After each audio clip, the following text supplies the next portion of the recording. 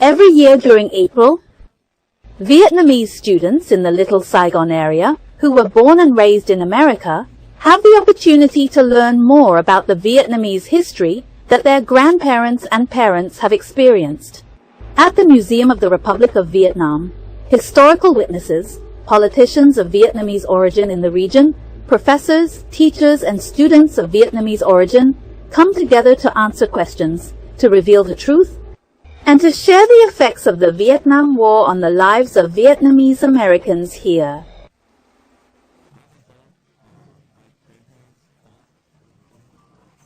My grandparents fought in the Vietnam War. They are from South Vietnam. When the Vietnam War was over, my grandparents had to go to Vietnamese communist prison. I did not know anything about this until my parents told me about it. And now, when I get to learn more about Black April, I feel very emotional when my parents told me about my grandparents and what had happened. They have truly sacrificed a lot for me to be here.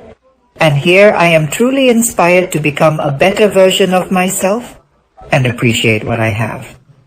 I will try harder and be thankful for what I have. One of the important things I learned was the re-education prison and how they treated prisoners because my grandfather was a soldier of the Republic of Vietnam. I used to be clueless about what had happened. I thought that it was just a normal war. I didn't know that they were tortured, and I didn't know that they were starving. My grandfather once told me he had to eat a mouse in order to survive. I was shocked. Now that I know how the Vietnamese communists treated my grandpa, I feel very sad. When I get home, I have to hug him tightly. Even though the Vietnamese communists called it re-education camp, it was actually a prison. This shows how misinformation can be passed on to the news outlet. It's ridiculous how the Vietnamese communists would lie to people.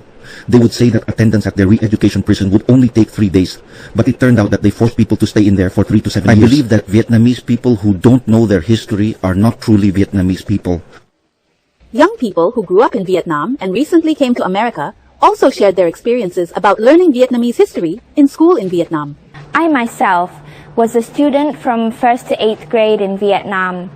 Most of the programs, as well as the Vietnamese history programs in my school in Vietnam, never mentioned the Republic of Vietnam, and they only taught us about the Communist Party of Vietnam. The Vietnamese communists don't call April 30th as the Fall of Saigon, but the liberation of South Vietnam.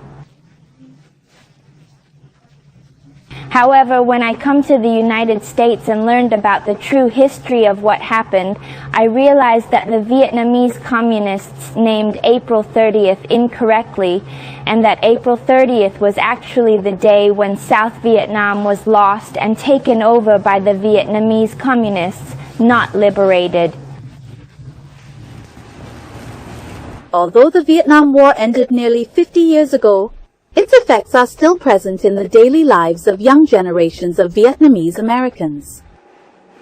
I feel very bad for everyone who had to go through all of the horrors and suffering of the fall of South Vietnam. Even though I was never present during that time, I feel very sad when I hear stories about it.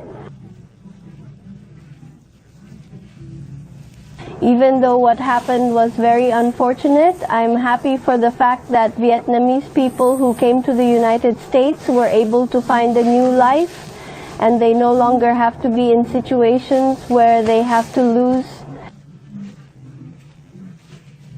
family members or their life to the hands of people like Ho Chi Minh.